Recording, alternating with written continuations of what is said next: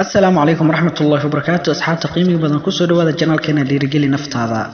ما أنتو حينو كهذلينا ليو ثاولين نينكا ماجنتكا فلان دو مقال كان كوري سبسكرايب سارو جنال كا لايجري سو ضد بدن وجارو وشار جري أصحاب تادا سي أي نغصو بيران ليو ثاولين أو أحتضواتن زياد جير قندراس اللي كفر ديست ماليزيا نينكاس أو لغو مقعابو نينكا ماجنتكا أما نينكا برقبة صدا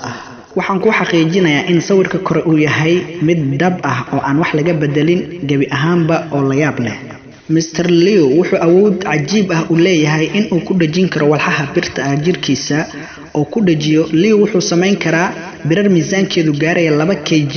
midkiiba ilaa 36 kg oo ku dhajin kara maqaarkiisa kore sida biraha ama birlabta iskugu dhagaan silsilad bir ah oo gaariga ku xiran ayaa gacantiisa ku xiran Mr. Leo waxaanu gaariga ku jiiday laamiga indan ilaa 20 mitir Leo markuu isku arkay awoodahaas badan caruurtiisa kadib waxay isku dayeen in ay awoodiisa soo bandhigaan kadib wuxuu go'aan ku gaaray inuu caruurta u wareejiyo hooyadii waxaa taas ka siiyaa badan in ay saynisyahano ka tirsan jaamacadda tiknoolajiyada ee Malaysia ay daraasaad ku sameeyeen awoodiisa waxay ogaadeen in jirkiisu aanu soo bandhigin nooc kasta oo kamid ah magnetka oo aan caadi ahayn taas oo macnaheedu yahay in awoodiisu ay ahayn magnet kaliya oo uu wato awood magnedeed oo aan la gaari karin markii ay arkeen awoodiisa dhab ahaaneed saynisyahanadu waxay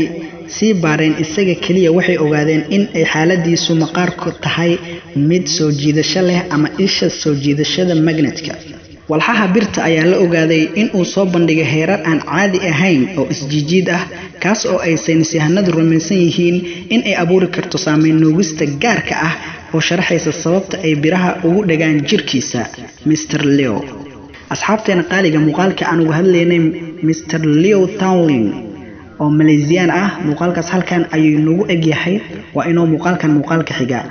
fadlan hada muuqaalkan wax ka faa'iiday like taanaga iloobin u share garay asxaabtaada subscribe duko in subscribe saaro insha Allah waa inoo muuqaalka xiga ra'yigaagana waa inoo muhiim qaybta comments ka inoogu soo dhaaf wixii program iyo dhacdooyin aad hayso